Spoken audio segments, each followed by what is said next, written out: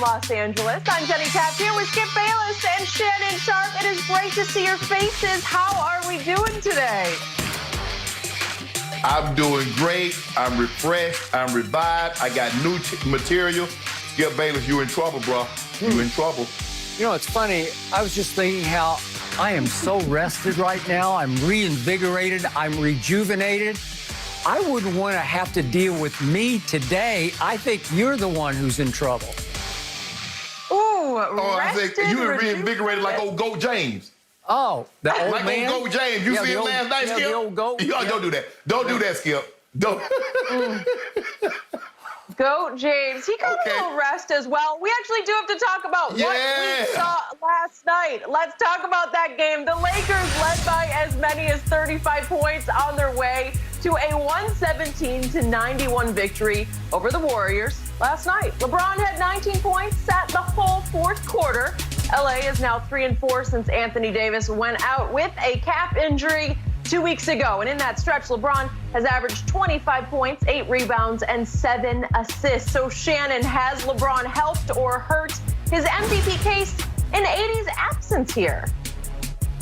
Well, I think for me, Jenny, I think he's leveled it off but that's not telling the whole story in its totality. Yeah, they've played 7 games without Anthony Davis, but they've also played 4 games minus Dennis Schroeder. So tell me the superstar, if you take away the next 2 best players, what their record's going to be. So if I take Joel Embiid and I take Ben Simmons and I take Tobias Harris, what do you think their record's going to be over 7 games? If I take Paul George and Serge Ibaka from Kawhi, what do you think his record's going to be over 7 games? If I take Jamal Murray and Michael Porter Jr. away from Yoke, what do you think his record's going to be? So in order for us to tell the story, we must tell the story in its totality. Yes, they played 7 games without Anthony Davis, but they've also played 4 games without Dennis Schroeder. And what Schroeder does, Skip, Schroeder is that sibling. He's the middle sibling. He's old enough to tie his own shoe, but he can also help the younger siblings tie their shoe. Because when you look at it, Skip, what he can do, he can create his own shot, but he can also create opportunities for someone else. LeBron was taking a heavy burden, a heavy load, Skip. Not only did he have to get himself going, he had to find ways to try to get other guys going. And you playing the amount of minutes that he's playing, these overtime games, Skip, where you would normally play maybe 35, 40 minutes, you start going overtime and double overtime. Now all of a sudden, when you're averaging 34, 35 minutes, that's going to creep up to 37, 38, maybe even 39 minutes. So I don't think he's done anything to hurt his case because none of the other MVPs have done anything to help their cases. Joel Embiid lost to the Cleveland Cavaliers. That just happened Saturday. What place are the Cavaliers in? We've seen what happened when James Harden plays without KD and Kyrie. So, no, LeBron James has not hurt his case for MVP. As a matter of fact, I still have him in first place because how do you come back? You lost to the Cavaliers. The Cleveland Cavaliers minus Goat James. So, if anything, LeBron James has maybe gained a vote here or there, but he's definitely not done anything to harm his MVP candidacy. First quick point of order before I launch into what I have to say about Goat James. Somebody I'm looking down the barrel at right now bet me that over the 9 games that LeBron was about to play without Anthony Davis, and I'll give you without Dennis Schroeder, I'll get to that in just a minute, but somebody bet me that the best player on the planet, quote unquote, would go 6-3 in those 9 games, and he started out 1-4. He lost 3 straight home games. And I think you've already lost the bet because I think the best he can now do is 5-4. Correct? Hold on, Skip. You really going to take that bet after Schroeder has to miss 4 games because of health protocol? For real, Skip, that's how you going to do it? Them's the breaks. How many times have I gotten burned by some injury, some weird thing? But wait a second. I thought you told me that your man is still the best player on the planet, that he was running away with the MVP race. Now he's fallen back to where he just has a slight lead in the MVP race by default. Slight edge. Slight edge. So all of a sudden, you're trying to tell me that Dennis Schroeder is is like Kyrie meets Patrick Beverly. Is that what we're talking about? Because I hear LeBron say he's one of the best on-ball defenders in the league.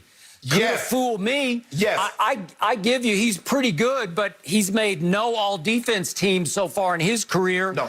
Patrick Beverly's made 3 all-defensive teams. So I'd say I'll take Patrick Beverly over Dennis Schroeder. And the point is he Kyrie Irving because he's averaging 15 and 4 assists and 4 rebounds? Really? And you're going to make the case that GOAT James can't be GOAT without Dennis Schroeder? Skip, the thing is what he does is that he's their best on-ball defender, so he can pick up 94 feet. If you notice, the things that were killing them is what? Dribble penetration, kick to wide open threes. We saw that Kyrie, James Harden, breaking the defense down, kicking the ball to Shannon, kicking the ball to Joe Harris, kicking the ball to TLC, wide open shots. We saw them get blown out in Utah. What happened? They couldn't stay in front of Mike Conley. They couldn't stay in front of Donovan Mitchell. He's kicking. They're kicking the ball to wide open guys. Schroeder can slide. Schroeder can move his feet. And so not only can he play defense as an on-ball defender, he also can get his own shot. He also can create opportunities for someone else. So he's a very valuable piece. Is he Kyrie? No, he's not Kyrie. But Skip, for them, and you talk about Pat Bev, the Lakers are not on the market for a point guard. It seems to me every point guard that might become available, the Clippers want him. They're in the running for Kyle Lowry. They're in the running for this one. If Pat Beverly is what you tell me he is continuously, and article after article say he's the 3rd most important player, why the hell is the Clippers always looking for a point guard? Well, they got one. Obviously, offensively, he's not a great point guard. Defensively, he is a little pit bull. You know it, and I know it.